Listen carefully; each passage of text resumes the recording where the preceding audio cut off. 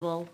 They try to get those out prior to the budgeting process so you can go to your town meetings with your warrant articles and look for approval. Once you are granted the funds, you have 2 years to spend them, Okay. but you can apply for a 3 to 4 year extension. Because I do think if we start now, which is why I'm here, just our planning could be a couple years in process. So that's really a quick overview of the land grant fund.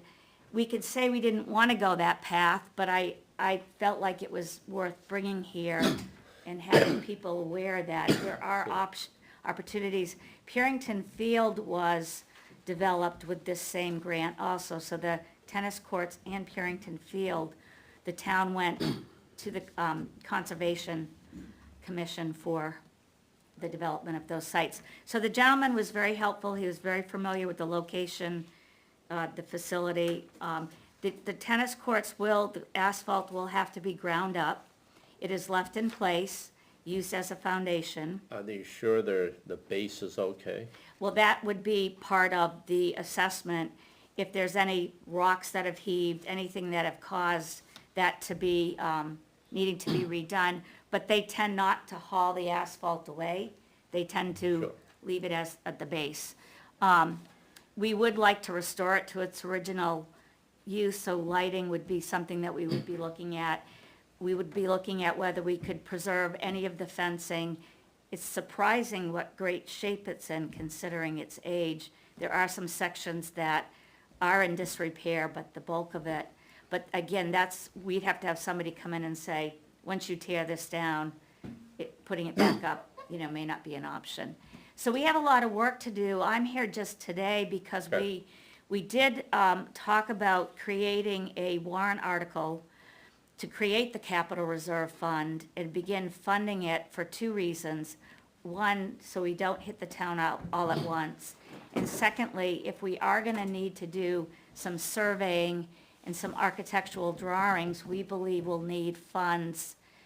If we want to be ready for the April process of applying for the grant, we'd have to have those things in place in April. If not, then we'd have to wait another year.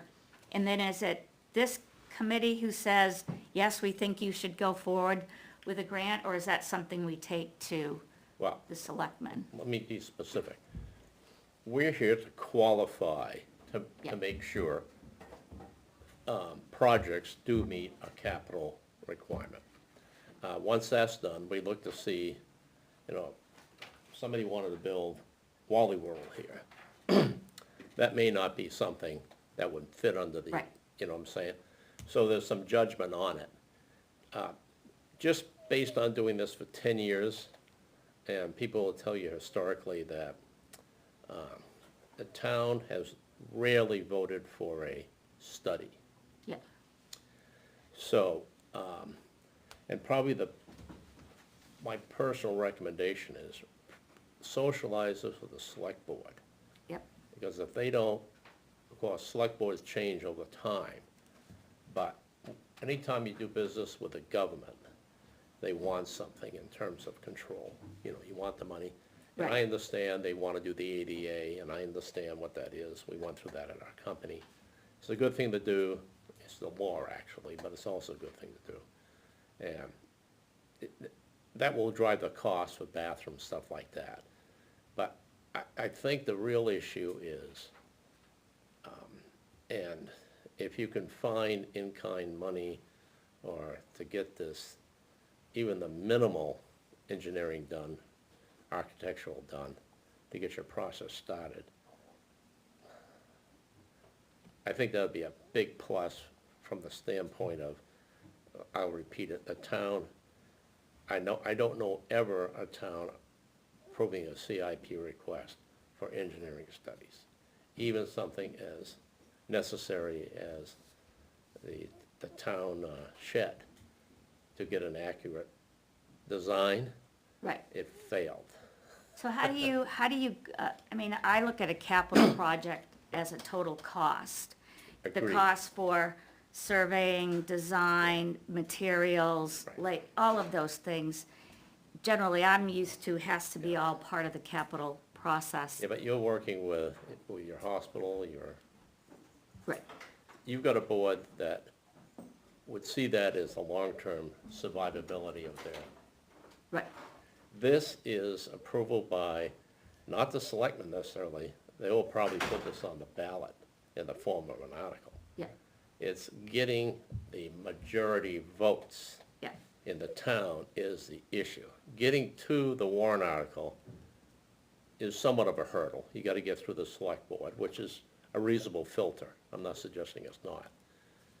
And then you gotta get, if you look for a bond, it's gotta be 60% or 2/3, whatever it is. And it's just majority for a capital.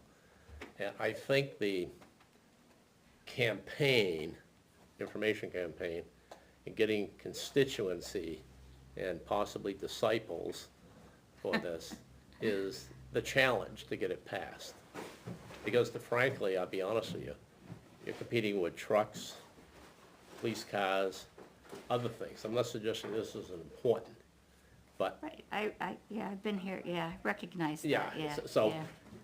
your and my capital experience, you know, corporate governance is something where, don't tell me we're gonna collapse in 3 minutes. You're supposed to have known that 10 years ago, right? Right. You're supposed to apply the risks, bring them forward from a corporate standpoint.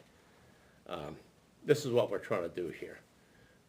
But it's sort of a circuitous route and sort of at the end, it's really on the backs of the voters. Right, right, So, I think you've explained what your intent is. right. And, So what's next for me? I Well- mean, am I here hoping to get some feedback I think from it- you that, yes, this is worthwhile, or do I next go to Well, the select, or to the, this is the process I should have probably said. Once we do the intake of these applications, we do, typically on the last meeting, we do something called a whiteboard, which is nothing more than, at the time, maybe Naomi's doing the electronic whiteboard this year. We basically have a column as everybody's request, and we try to rank them, we look at the total cost for the town, and see what we feel is responsible for us to bring forward. Then that is done in the package, which I put together with Naomi. Certainly, Naomi puts together with some of my help. She takes all these inputs based on the whiteboard. We put together a package, and then I start the mashed potato circuit, which means I go to the planning board, then I go to selectmen, then I go to the finance. So I try to represent in this presentation what your wants are. So we may come back to you for some more information, okay, yeah, that's fine. but you met the intent. Yeah, good. So again, just to summarize, I'm not looking for this project to, I mean, it's a 3 to 5 year, probably closer to 5 year. Right. But it has always been my way of doing business in my career that you plan ahead and not just bombard at the end. So that Correct. today really was Parks and Rec goal to just make sure we either plan for the future or we know that we'll close the gates at some point because we are at the shelf life of the facility. Right. Just non-binding, friendly advice. If you can do something to get your documentation in order through funding other than going through the capital, I think would be beneficial to show you what you want. 2, maybe before you even do that, ask to see the select board and explain the project in detail there. Okay? And see if they're willing to allow the town land to be used in an expanded form with federal money. That's like a ratchet up. It isn't like, we'll let you do anything Right. you want. Right. So I think those are all kind of, And when it comes to getting survey done, is there a company that the town prefers? Does I anybody? don't know, I mean, that's all certified surveyors, I mean. Okay, so there isn't a certain one the town would be I'm not looking for speaking us? for that. Naomi and John will speak for that. Is there a surveyor that Well, you, if it's over $5,000, we have to put it out to bid, okay, so there's not a preferred person. Then you gotta figure out, if you raise the money to do that, how do you give it to the town so they can go spend it? You know, this, I'm not trying to make it difficult. right, I'm trying to explain the difficult process. right, It's, right. it's not a direct line to the, Yeah, to the yeah. bag of money. Well, that's why I'm here today, to try to make sure, you know, I figure out how the commission gets our ducks in order, and, again, just to make this committee aware that, you know, there's a need coming up, and we want to be proactive, and we try to do everything we can to maintain the reports without any cost to the town, but we've come to probably the end of our ability to do that. Let me just throw this out there, because this has come up in the past. The town has rights out on East Street in these, there's a gravel pit out there, and it's, once the gravel's been mined, whatever it is, the town has an opportunity to use that for various ball fields. If you look at it now, you'll say, that'll take 1,000,000 years. But that's always one of those things people throw up, Yeah, so. Yeah, it's I have hap- heard that. It's happened in the past, yeah. so. We're just, one of the, we have talked about that. It's just, there is an existing facility there, which may, again, not starting from scratch and Sure. having the land cleared already and some of those things, but always open to thoughts as we go forward. Any questions for Denise? No. Okay, great. Thank you for your time. Thank you for your input. You're welcome. Well, Now see if you can fire this up again, chief. That's right.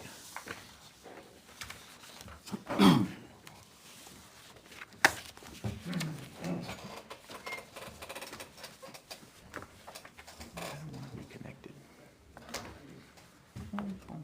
All thumbs and fingers. All right.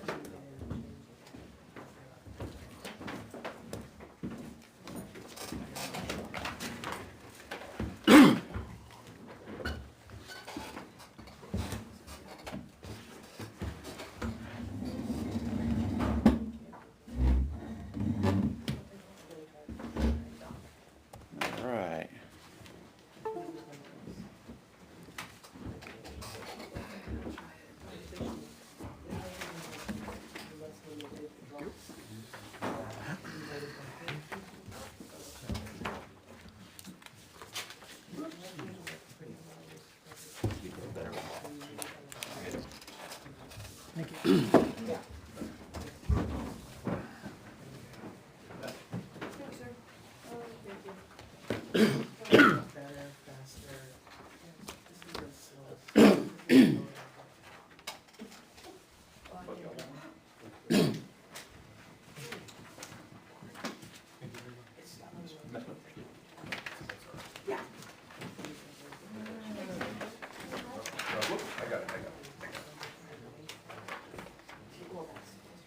Uh-oh. So, click on the PowerPoint button. I wonder why that didn't come up. Yeah, I'm looking at it. Control something. You set it up before, didn't you? Yeah.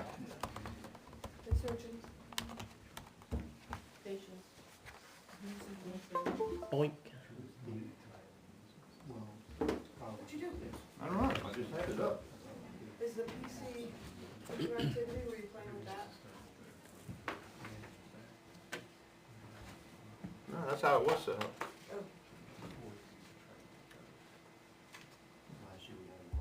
Yeah, that's the same Oh, thing. no connection. are those your icons on the lower left? Yeah, that's what I was looking at. Yeah. Well, that's just Look like shadow puppets today. video. I'm going through all, maybe change that. Are those your icons? Yeah, that's my icons. Is he looking at the right one?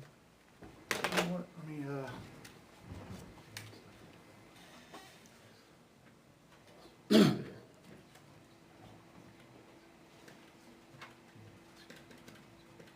all right, well, maybe we PowerPoint. I Have have you no clicked idea what happened. Presentation? I'm looking at it. Yeah, we can see it on there. And those are my icons. I don't know why it's not coming through. Can you unplug them and, He did unplug this, should I do it Yeah. again? yeah, plug it back in? Let me try shutting it off and do it one more time. You just turn the thing off, there you go.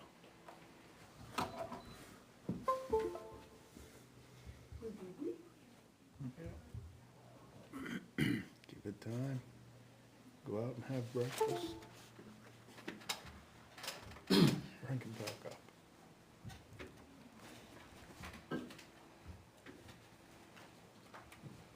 No idea.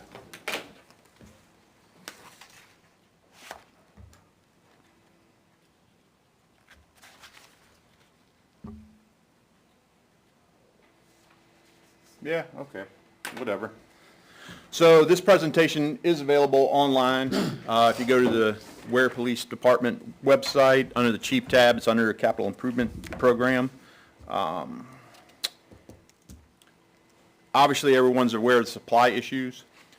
Last year, the state didn't even have a bid list for vehicles, so my numbers are kind of projected of where they might be. Nothing is definitive in here, so I projected high without actually having actual numbers. What percentage did you throw on there? Did you- 10, Yeah. and I think And that might that's be over 2020? 2021. So with our Tahoe numbers, obviously, we didn't get another vehicle last year. Yep. So I increased it. We did talk to the dealership. Only one dealer put in for a bid for Chevrolet this year, McCulkin, and they said the Tahoe would be about 42 roughly. It was 37 last time we bought it. So it went up about $5,000 over those 2 years. So that, you only put the escalator on the vehicle, how about all the stuff that goes? Oh, no, everything else I projected at 10%. Okay, All right, so I started off because we do get a lot of questions, and I monitor the social media sites in the town of Weare. What does the police department do? Because people tell us what's going on in the town, and then they don't necessarily see our response, so they assume we did nothing. We put out a publication monthly, information from the station. It contains significant events that we did, where we responded to, what kind of actions we took regarding any citizen concerns, as well as what's going on in the station. That's available and updated every month, just so people understand we do try to communicate that information. To give you an idea, police activity, from this year on average, during an average month, we respond to 984 calls for service. We perform almost 200 vehicle stops. We issue about 25 actual citations, and we make about 2 DUI arrests. And it's unfortunate, if you go to the presentation online, we do track significant motor vehicle activity throughout the town. The majority of the activity obviously is on our state highway, since that's where the most traffic is, but we do hit all 4 corners of the town of Weare. We track our citizen concerns as well as what those concerns were. The primary concern of citizens is obviously speeding. So we track crashes, DUIs, drug-related, DUIs, alcohol-related, speed violations in excess of 20 miles an hour, and reckless ops on our map. You can see that map if you go to the actual presentation. can I ask you something? Sure. Can't see the map, but, Right, yeah. I mean, in the past, I heard that domestic violence is one of your biggest calls. Hey, there we go. Fine work. Thank you. Perfect timing. Do you have it broken down into, I mean, to me, that would be one of those metrics that it's sort of the silent thing nobody talks about, but it's there. And you're not only a police officer, but you're also a therapist, the first health professional to show up, mental health professional to show up, and you have to do the evaluation. I think that's what I've seen in the past. We all know it's there.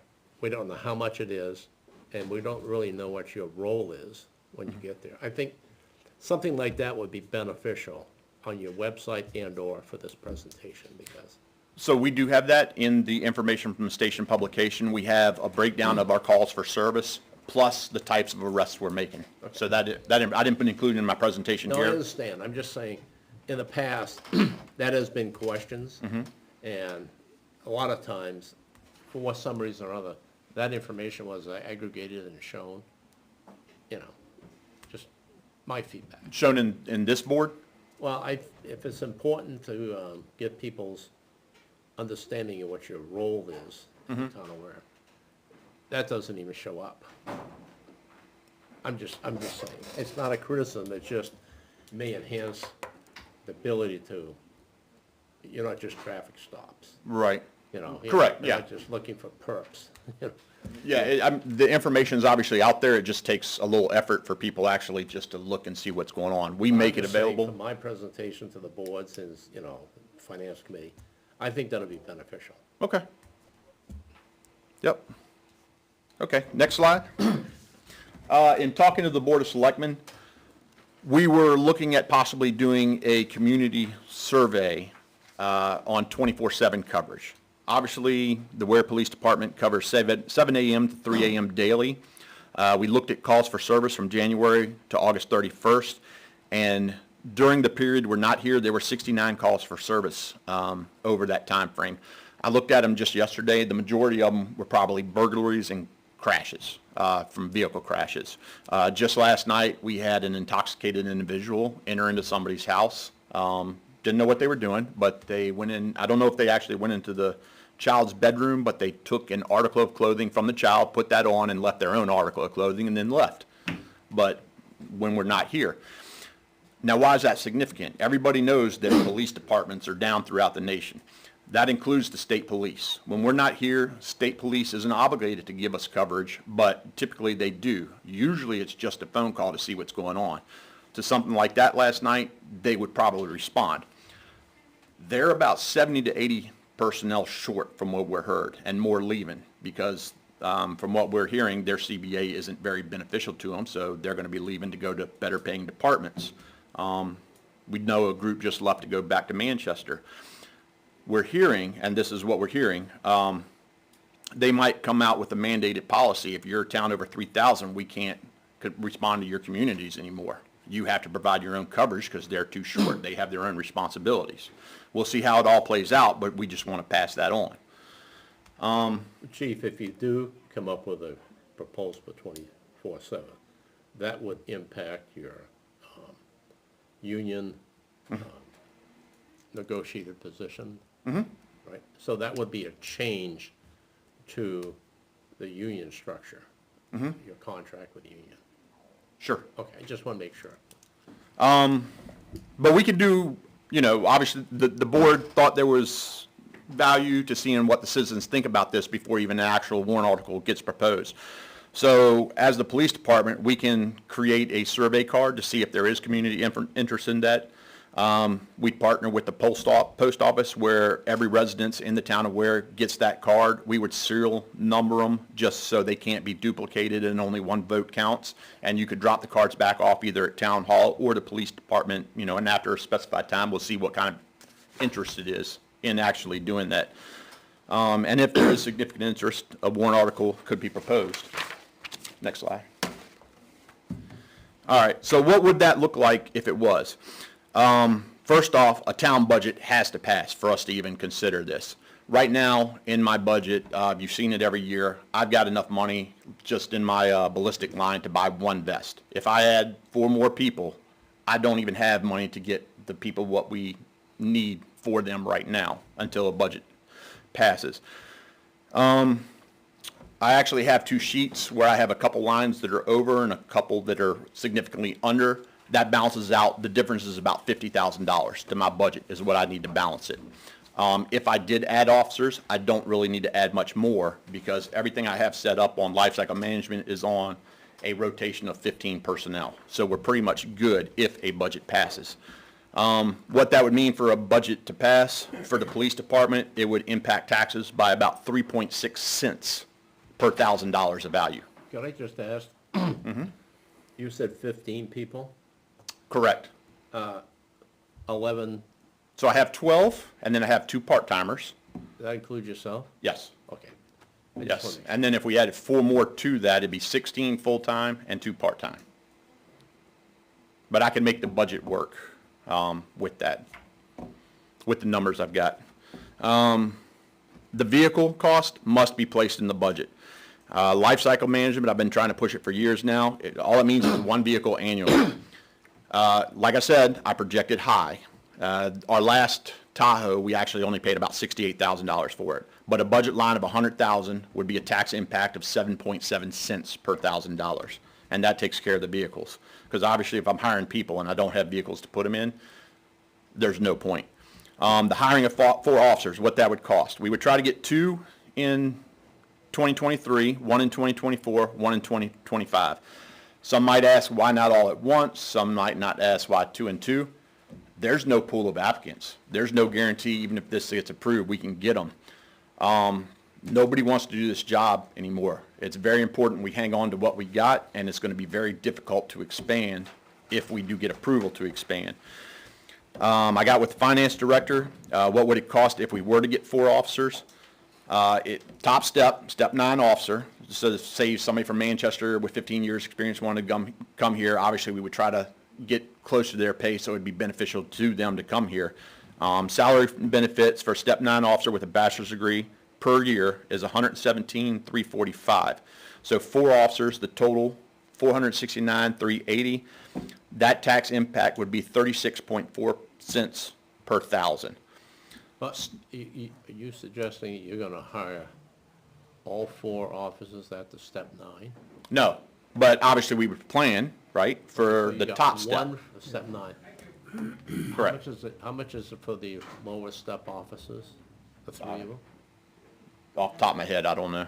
It'd be significantly different. You're talking $31 an hour for a step 9 officer, and you're probably in the 24, 25 range for the low end, if I'm not mistaken. Right. Somewhere in But there. You gotta throw benefits on top of it. Right. Benefits should be the same. I don't think that's impacted by Oh, pay. that's your retirement system is. Right, New Hampshire retirement system, that's a big one. So,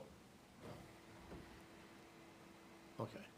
But overall, even if all these were adopted, taxes on a $400,000 property in the town of Weare would increase less than $200 annually to implement all of these. So you're saying to go from 20 hours a day to 24, Correct. is those 4 officers are just for that 4 hour? I know you need to shuffle the whole Correct. cards. So what it would look like, actually how we would deploy them, we would enhance our evening shift officers by 2 officers, which Got would it. bring So- them to, Okay, so Yeah. it's more than, so I'm just trying to understand because, so you're trying to get 2 officers per shift. correct. I get it. Correct, Okay. maintaining the 2 officers per shift, which is in the CBA. But yeah, how we would do that, we'd have a supervisor over each evening shift, 4 officers assigned, so there's 5 officers. 2 of those, and it'd be up to their discretion, would rotate down to cover that 7 a.m. to 3 a.m. So they'd probably start at, 9 p.m. and get off at 7 the next morning. So it's all covered. Or there could be, we could do a lot with that. Okay, I understand. Thank But we would have a minimum of 2 people here per shift. Also, the way I have it rolled out, once we hired the first 2 and they got certified, that would give us 24/7 from Wednesday to Saturday. So we would roll it out as we had officers become available. Just, you're not asking the CIP to pitch this issue. No. So what I'm asking, is there interest from you that we should conduct a survey to the citizens to see if they're interested in something like this? The board wanted your opinion. Yes, we should conduct a survey. No, we shouldn't conduct a survey. Well, I guess that's kind of an operating budget issue. Yes, I have it in my operating we budget. don't- $660 to conduct a survey, not a problem. We don't get involved in, we could tell you that it doesn't belong in the CIP. I'm personally not against it, but that's not necessarily a CIP recommendation. Okay. Well, like I said, the It's board asked different. for your input, so I was Okay. just communicating that. Okay, thank you. Okay? All right, next slide. All right, so what does our current fleet look like? And what I'm emphasizing over here is miles versus engine idle hours. Yep. On the manufacturer, when the car is running, and we have to keep the car running because of all the electronics, that produces wear and tear on the engine. And there's a formula, it equals to 33 miles of wear on the engine per the manufacturer for every hour it's idling. Now on our Tahoe, it doesn't give us just, it gives us total engine hours. So it doesn't separate the idle hours. So this number here is based on the total number of the hours the engine has been running. Same with the Explorer. But the Dodges, we can break it up. As you can see on the Dodges, the 2017 models were right around 200,000 miles. One of those, at a minimum, even if we go to what's proposed this year and one car a year for the next years, has to last another 2.5 years. The odds of that happening is pretty slim. We haven't had a good management plan to make sure we have the necessary tools to respond to calls for service. This one's almost at 250. You can see the Tahoe, we got what, summer of 2021, I believe it was June, if I'm not mistaken, 2021. Engine hours were already up over 50. Actual miles, we've done about 22 in a little bit over a year. Where's your asterisk on your bullets below? So I updated the mileage totals. These were all obtained on September 26th. The asterisks here under engine idle hours and here and here and here, that just means that these particular vehicles didn't give me engine idle time. It gives me total engine hour time. So I took this number and multiplied it by 33 miles and didn't consider the actual mileage at all. So the total miles on the Explorer and the Tahoe is just based on actual engine use, not on idle time, because I couldn't combine them because it doesn't break it down. Make sense? Yeah, I get it. Okay. All right. I guess my point is, you didn't explain it in your bullets. No, it's here. Well. Right here and right here. Which one is the asterisk? Usually when you put an asterisk. Asterisks. I can't see right that. here. I can't see that being an asterisk. Okay. Yep. Total engine hours. Idle hours not available. Mileage based on engine hours times manufacturer Okay. equivalent. It Actual looks like mileage a was not dot, added that's to why engine I hours. was asking. Yep, it's there. All right, so this is all reference to CIP page 1. The police department's authorized a fleet of 7 vehicles, 5 patrol and 2 command vehicles, and 1 ACO vehicle. We're currently 1 short, as we had a fleet vehicle retired. It got way beyond its useful life cycle in 2019 and has not been replaced. Any questions? Do you have any, you probably don't track it, but one of the issues when we had a request for 5 cars, because 5 cars were worn out in 2016 or whatever it was. We had the information like, we were almost paying for more than a car and a half a year to repair the. I got that on the very last slide. Okay, I didn't want to get ahead of you. Yep. Next slide. All right, so you've seen this one the last few years. This is just the asset lifecycle program. Just short version, to make sure we don't have vehicles that have to go out of service because they're worn out all at the same time. We try to replace them in a systematic manner, so we're only replacing 1 vehicle a year. Make sense? Without going into too much detail on this. Got it. Okay, next one. And this is just it in a graph, same thing. Next slide. All right, so you've seen this slide before, why we chose the Tahoe. What I do have in here is a shift related to page 2. Due to the failure to approve for the purchase of vehicles in the previous budget cycles, 3 of the last 4, during that time, we've asked for a total of 5 cars, and 1 has been approved. The fleet is now critical, and you saw that in the mileage on the cars. We will have significant mechanical failures due to the vehicle's age and uses. So I'm recommending we lease 2 vehicles to lower the initial annual costs. Next slide. All right, what this would look like on the 6-year rotation. Chief, when you say lease, you're gonna do a municipal lease? Yes, Okay. yes, sir. Which means we can buy it for $1 at the end of the lease. Correct. So we would come out owing it, and it'd be up to the board how we would want to implement that lease. We can do it for 2, 3, 4, 5 years. I looked at, my number I projected was in the 4 to 5 year range. It could work for either of them, because I did project high. This is where we're at. This is just the rotation. We can get back on track, but particularly with Patrol Vehicle 5, that charger has to last until the summer of 2026 at a minimum. Let's say we keep having the same problems with supply and everything now. Last year, even if the warrant article was approved for the vehicle, we wouldn't have been able to get it. They had 0 vehicles available in the entire state. This year, like I said, McCulkin Chevrolet is going to be the only one on state bid. They're getting 200 Chevrolet Tahoes total, which he's already ordered. He's getting them broken up by month. So obviously, if the warrant article did get approved, he told us to notify him as soon as possible to make sure we get 2. But there's serious supply chain issues just to try to get vehicles. Anyone have any questions about that slide? Okay, next slide. All right, so I get a lot of questions about what is a command vehicle, because you see on there I got 5 patrol vehicles and 2 command vehicles. I took pictures of what it looks like in Bedford and what it looks like in Goffstown. We don't need that here. All we're trying to do is get the same Tahoe that we put in patrol. Now it's upfit different, which I kind of put a picture of here in because I found a picture. When we have an ICS incident, which is a critical incident, and let's use the Uvalde shooting, right, because I've got that in here. We all kind of are familiar with the Uvalde shooting. That was a command and control issue. The chief failed to take command of that situation, which is why it was prolonged, resulting in, substantial injury and death, which was unnecessary because the whole nation's police department is trained to react a certain way, and they didn't react. It is what it is. They're gonna, but this is essentially how an ICS incident works. You have the incident location, which is in the hot zone, the warm zone, and the cold zone.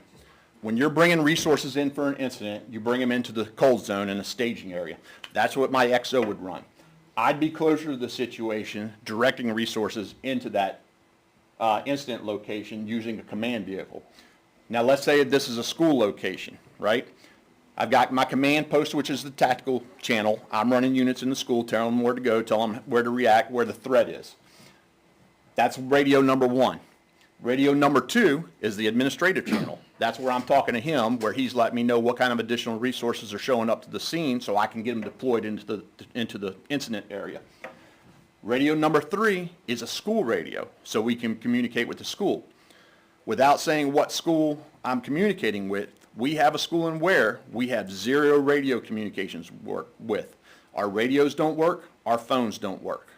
Parents probably know what I'm talking about because their kids don't work either. Same issue that they would have in Uvalde. I would not be able to take command and control of that school if there was an incident, which could be significant, Chief, Yes, sir. you're not asking for the upfit of a command vehicle in this? Oh, absolutely. Okay. Yes. Okay, so 3 radios, 3 different frequencies? Yes.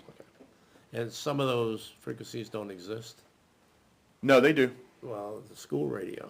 School's already got a radio system. So I would just put a base radio of what they already have. You say the schools go to radio. It's not comparable to the police radio system. Right. They wouldn't come out on our frequency. I would go to their frequency. So I would put a school system base radio in my car. Who would have those school frequency radios? The school would. They already have that system. If you go to their office, they have a radio in their office, and all their teachers carry around little walkie-talkies. I just want to make sure. Yeah. Okay. What was the one that you said one school didn't have any radio system? No, we're not able to communicate with our radio system in the school Oh, it's a because of our communication. radio infrastructure. But they've got the hardware to do that, huh? Yes, they have their own internal system where they can communicate. Now, what range they have, I don't know. I've used it one time, and because I don't want to really reveal what school, and I was far outside the school, and I was able to communicate with the office. Let me ask this question. Mm-hmm. When you say schools, do you include John Stark? Yes, So can the schools talk to each other over that radio? That I don't know. I do know, the only information I have on this is that the main school system is in Henniker, because I went to an emergency planning meeting with them. I do know they're trying to adjust their radio towers so that all the schools can communicate with the main office. I don't think they can do that currently. Internally, the walkie-talkies that the teachers carries can contact with the base. So essentially, in an incident, I'm looking, can I get radio communications in that school so I can relay information on my TAC channel and on my admin channel? It's not like the teachers that I'm hearing or the principal on this radio would be able to talk on these frequencies. That's not happening. So all three schools have the same frequency for the radios, but they can't communicate between each other. That I don't know. That's a school system thing. We would make the necessary arrangements to make sure we can talk by getting a school system radio. Okay, I got it, just trying to figure out what's going on. Okay. Yep. But essentially, we would have two vehicles, and this wouldn't happen until probably 2028, if everything gets approved, 2028, before we even had two vehicles like that, where we could handle a situation according to ICS like we're supposed to. Now, on a day-to-day business, who would drive that vehicle? Well, it's a command vehicle, so even now, mine's a command vehicle. Last week, it went to training. Lieutenant Hebert went to a school in Hampton, so he took that vehicle with him. Sometimes, it's for whoever needs it. It goes home with me, typically, not always. I just said he had it the entire week last week, so I drove my personal vehicle in and out of work. But if somebody goes to a school, they take it.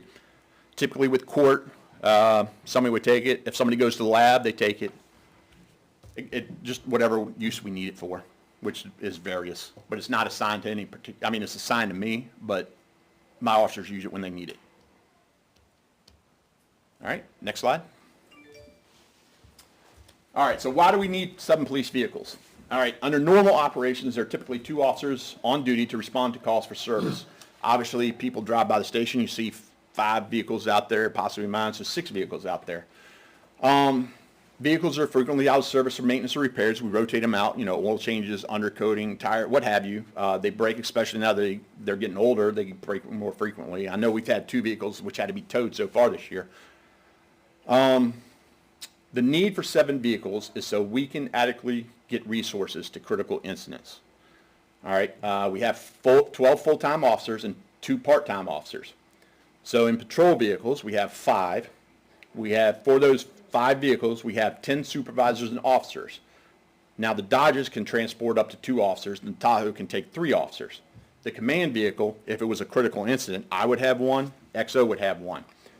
But now let's look at the shooting, because I brought this up before, but I understand somebody was just asking about it recently. Wait a minute.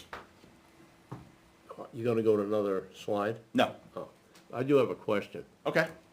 What do you mean by 10 supervisors? So we have 12 full-time officers, Yeah, right? I got that. You take me out, now we're 11. Yeah. Take him out, that's XO, now we're down to 10. Yeah, but why you say 10 supervisors? Because not all of them are supervisors. 10 supervisors/officers. Explain that. I would understand officers, I don't understand So there's supervisors. 10 people who are either an officer, a corporal, or a sergeant. I got it now. Yep. Okay. Okay. It Yep. wasn't clear, the way they showed that, they're, okay. I Gotcha. just want to understand. So let's take the shooting we had back in 2019, right? We had 2 officers on scene who were part of that shooting. 2 vehicles with them. Both of those vehicles are now part of the crime scene. We can't use them. They're done for the next 12 hours.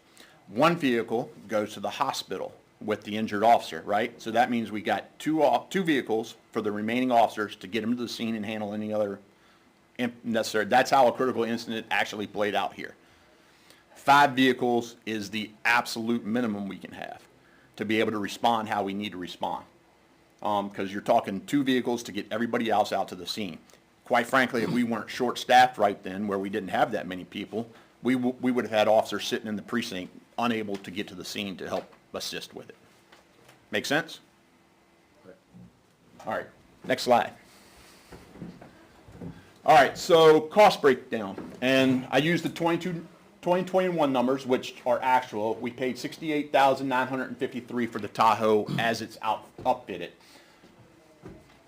McCulkin Chevrolet said the Tahoe, and it's the same Tahoe, even though one's upfitted for command, one's gonna be upfitted for patrol.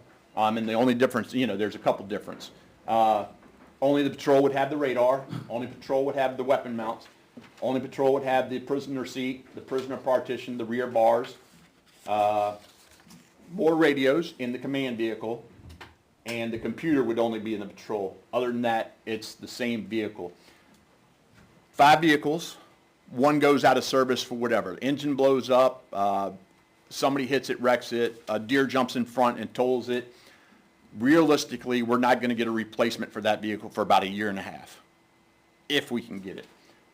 Command vehicle, because we're getting the same vehicle, we take that box out of the back with the 3 radios, we finish upfitting it with the radar and all this stuff listed as patrol, and it'd be about $12,000, and now we've got our 5 frontline line vehicle patrol vehicles right back in it, because that's the most important thing here.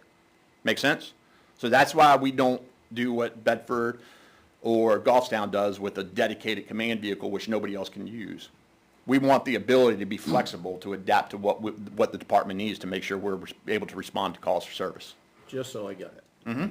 This shows that you're asking for 2 Correct. vehicles of different flavors. Correct. Okay. And it's in the 2024 budget request? This is. The CIP. Right. See, it's for. Yeah, so I got the wrong number then, right? Well, Is that what you're telling me? I just want to make sure. I mean, 2023. in my career, Okay, this is 2023 then. Yeah, it's 2024. yeah. Okay, so you're asking for 1 patrol, which we understand, and 1, Command. got it, okay. And so that 77 and 64 represent 10% over the early one. Correct. So the 42 was the estimate that they gave us. The only true number I have is what a patrol PC costs now. And then all of this is estimated at a 10% increase over what we paid here. Okay. Now, these are top-end numbers. Next slide. Done this one. Is that the last slide? This Just out of is curiosity. repairs, right? Does it say 14 down bottom? Yes. Yeah, that's Okay, go back one. So I probably missed it somewhere. So we have options to get these numbers down. We currently have a revolving account where when the officers do details, there's a use that goes to the vendor for using the vehicle during the detail. That money goes in the revolving account, which we've got a question to the town attorney right now to make sure we can use it to upfit a new vehicle or what have you, go to the cost of purchasing a new vehicle. So we're looking at using some revolving funds we have to lower this cost. There are also grants out there, particularly with the patrol PC and the radar unit that we're eligible for, where we can lower these costs. There was one more source that I'm forgetting off the top of my head. So that's the radar. Yeah, we've got a couple options to lower this. This is just what the actual cost is, but we can probably lower these. What are the other ones? What are these grants?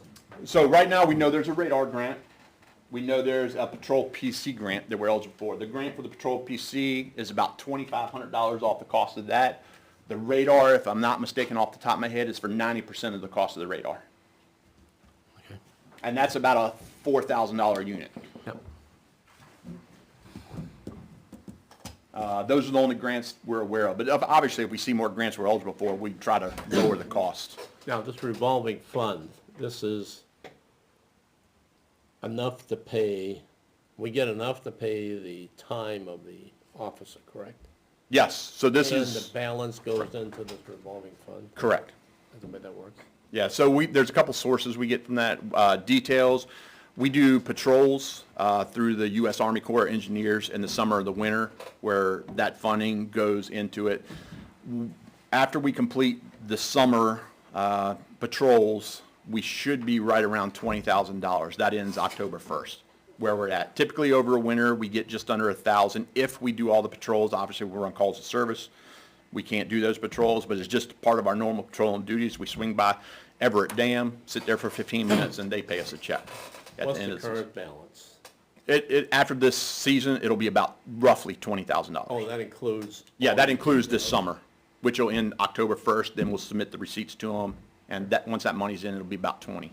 Yeah, but that's, if I understood you correctly, that's for the federal government. What is the details you send you guys up for? How much is the money? You It's all- say it's gross 20? Yes.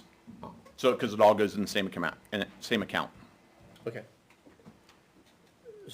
We can't use that for these purchases, the way? So we're asking the town attorney, there's a question and a response which came up before that fund can only be used for detail-related specifics specifically, and there can be no overlap.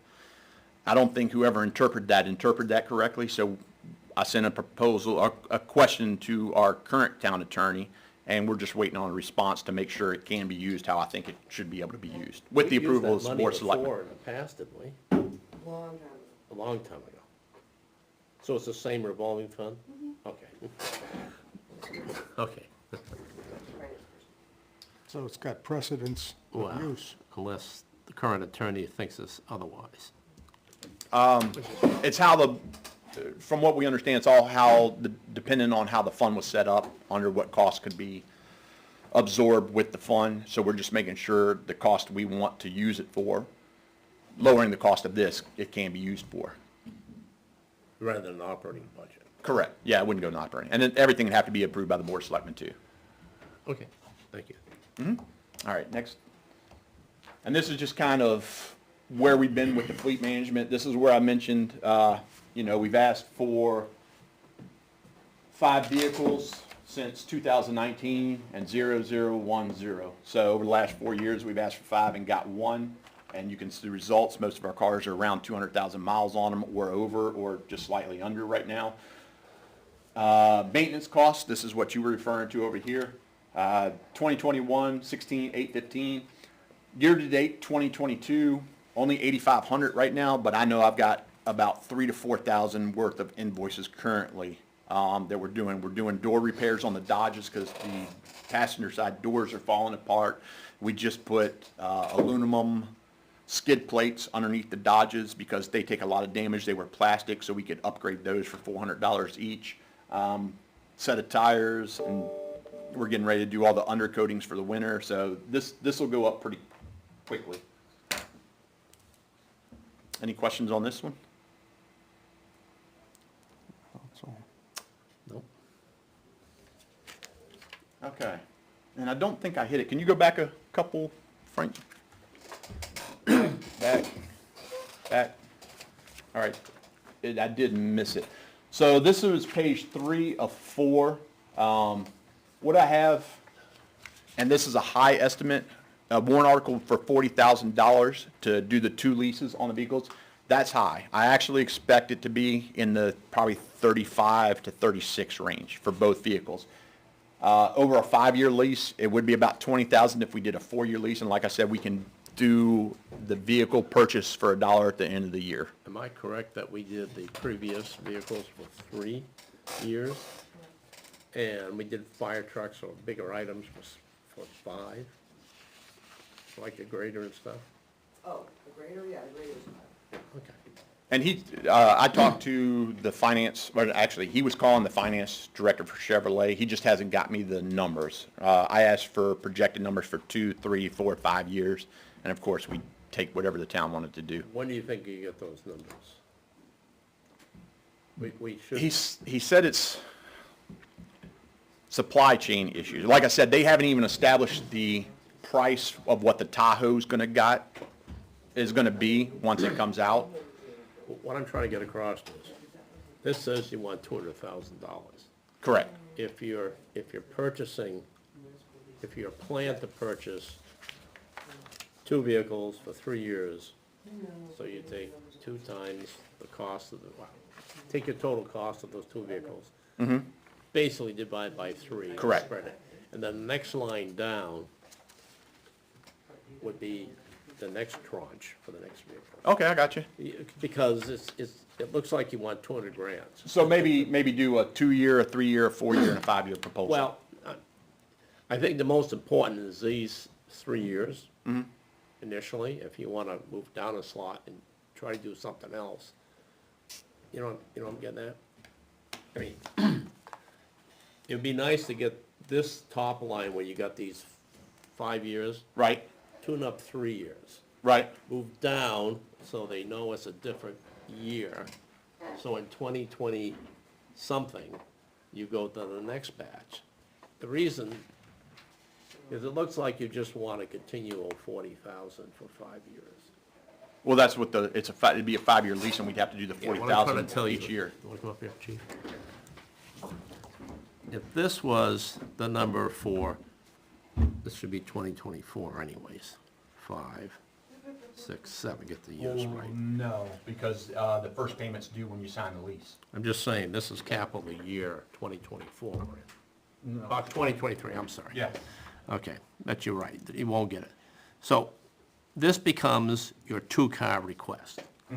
Then whenever you want your next 2-car or 4 cars or 3 cars, you start on that year and you drop it down. Oh, I got you. Yeah, so this is just for our initial 2, and then, If Yeah. you want to do something down the next line for a future time, you do it there. So you can look to say, when does the next one start? right. So if we're doing one a year, it'd be essentially be 20,000 per year, if we continue leases, but that's kind of up to the town. There's so many options here. I You know, could do a chart all day. but you gotta pick one. I'm suggesting for at least for 2023, you at least fill in approximate number for the 3-year payments for 2023, 4, and 5. And if you wanna do something in out years for new purchases, No, I get that. you do what you need to do like this. So you see this staggered. Right, well, that's if we're doing 3-year purchases. That's correct for a 5-year purchase. So, I know. I'm just saying, so for the 2 cruisers that you're requesting in 23, it's $40,000 a year for 5 years. Correct. For those 2. Yep, that's where the 20,000, or 200,000 came from. And where do you get the $200,000? that's what I'm confused about. That's top. Like I said, I don't have good numbers. These are all projected. We're not gonna go over 20. More than likely, it's gonna be about 16 or 17 per vehicle. Okay, because on page 13, if you add the 2 vehicles, it's 130. Correct, and then you're gonna have finances charges. But like I said, I don't have, that's just me guessing with the 10% increase. So it is 40,000 a year for 5 years for 2 cars. Guessing, Gotcha. guessing, it's completely guessing. But I guessed high to make sure, I'm not saying, well, it was actually 22,000, right. When will you get fidelity in your numbers? Good question. Okay, so you don't foresee, I can only operate on what I'm given. The requests are out there. The supply chain is seriously impacted on what we can get. The dealership doesn't even have the firm price of the vehicle yet. so you have a low probability that you're gonna get anything better than this between now and the time I present. When do you present? October, maybe early November? Like I said, they don't work for me. We're on Just their saying, timeline. You want us to go with these numbers because you have no hope of getting any better facility in the next. No, I could get I could get the numbers tomorrow. Again, that's nothing, it's out of my control. I can only control what's in my circle of influence. I understand. I'm just trying to figure out because 2 cars, 100,000 a car. At the high end, like I said, that's why I put that sheet in. You can see what we actually paid for the Tahoe in 2021 and when I'm projecting they cost this year. So I went high just to make sure we're not asking for more money because we didn't ask for enough. Comes down to the flinch factor. 100 grand for a car. Well, again, project high because I don't have true numbers. Okay, we understand. At least I understand. Yeah, no, I understand. Any other questions for the chief? Yeah. Chief, thank you for your service. You're welcome, appreciate it. And your department. Thank you.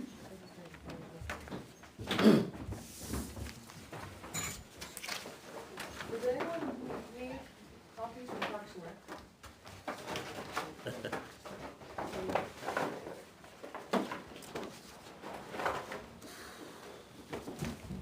Yes, Ben. Can we, for purposes of the CIP, can you nominate the chair? Oh, that's probably a good idea. I know. Thank you for your, I'd like to Cool. nominate Jack Dearborn as chairman, how about the vice chairs too? and vice chair Stu Richmond. Yours would work, yeah. How's that? Can I second that? You can second. All those in favor? Aye. No discussion? Thank you, Beth.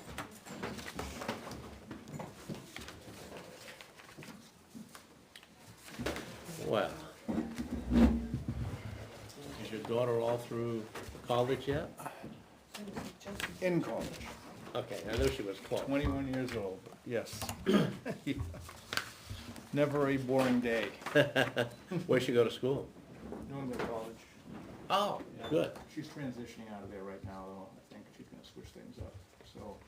But living at home and, you know. She picked a major? You know you're still on TV, the World Wide Web. Well, yeah, why don't we throw the magic switch? Why don't you adjourn and then do the switch? Fair enough. We're waiting. Thanks, Frank. Now everybody knows what she's doing at school. Thank you. Yeah. Okay, no other business become before the board? Motion to adjourn? I'll make a motion to adjourn. I'll second. No discussion? All in favor? All right. Gary, oh, you can't move. Where is the switch? Right there on the wall. Up on